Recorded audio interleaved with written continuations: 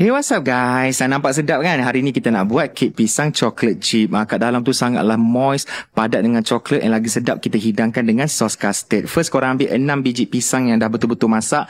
Jangan buang pisang tu walaupun kat luar rupa dia macam tu. Dia elok lagi sebenarnya. Kita lenyekkan kasar-kasar macam ni.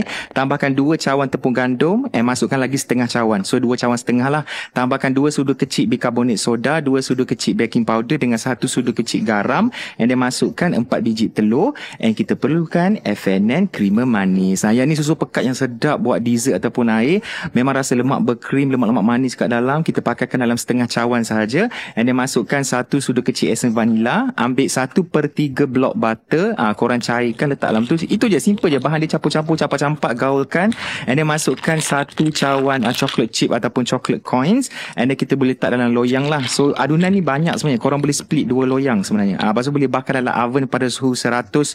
Belum lagi. Letakkan irisan pisang kat atas dengan coklat chip, bakar dalam oven pada suhu 170 Celsius selama 50 minit. Okey, next untuk kuah kita perlukan FNN creamer sejar. Yang ni pun lemak berkrim juga, sangat perfect buat dessert ataupun nak buat air. KA selalu gunalah air kan. So korang guna 1 tin, tambahkan setengah cawan air, 2 sudu gula, and then masukkan 1/2 sudu tepung custard. Yang KA lupa masukkan sikit 1 sudu kecil esen vanila. Aku lupa nak record. Kacau-kacau baru masukkan dalam kuali, masak sampai dia pekat, and boleh letak kat tepi lah. Okey, kita punya kek pun dah pun siap. Cantik rupa dia, macam hantaran kahwin kan. Kalau aku kahwin, aku nak 7 dulang kita punya kek pisang coklat ni. Tak adalah gurau je. Okey, boleh potong, nampak dia nyok-nyok gedik-gedik lagi kat tengah tu. Maknanya dia moist kat dalam lah.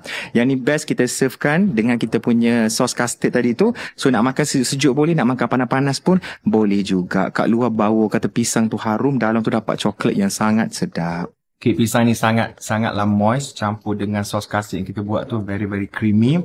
Yang ni kalau buat untuk open house raya, sekejap je akan licin nanti. Okay? So jangan lupa cuba dekat rumah nanti. Selamat berpuasa dan selamat hari raya.